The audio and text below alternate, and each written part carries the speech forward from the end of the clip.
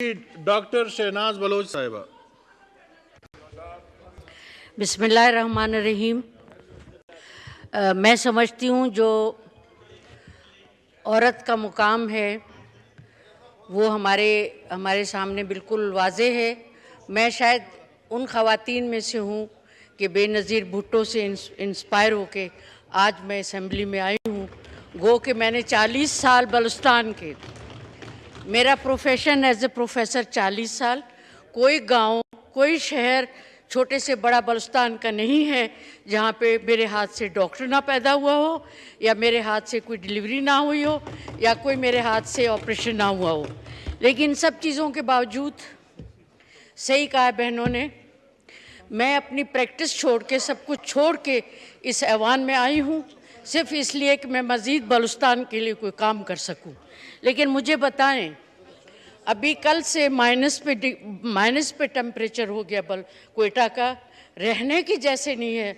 बिजली वहाँ नहीं है, गैस वहाँ पे नहीं है, लकड़ी नहीं इस्तेमाल हो सकती, कोयला नहीं जलाया जा सकता क्योंकि वो सारा एक सिस्टम ही कोलैप्स है।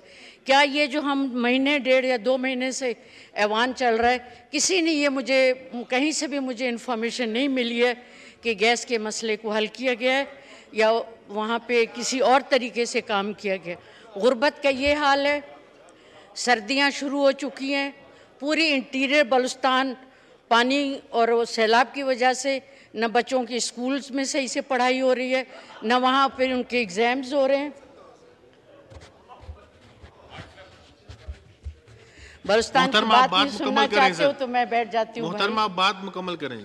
तो मेरा ख्याल है कि जो ऐवान में लोग बैठे हुए हैं जिनके हाथ में कोई ताकत है, इस मिजरी को सॉल्व करने के लिए कुछ अपना असर रसूल दिखाएं, कोई काम करें।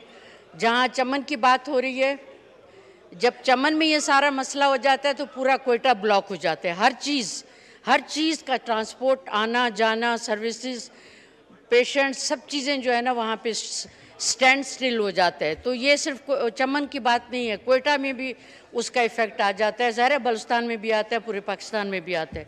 लिहाजा जो मेरे भाइयों ने रिकमेंडेशन दी है, वाकई इन सारे मसलों को हल करने के लिए ये सारी चीज़ें इम्प्लीमेंट होनी चाहिए। Thank you ji. Mir Munawwar Talpur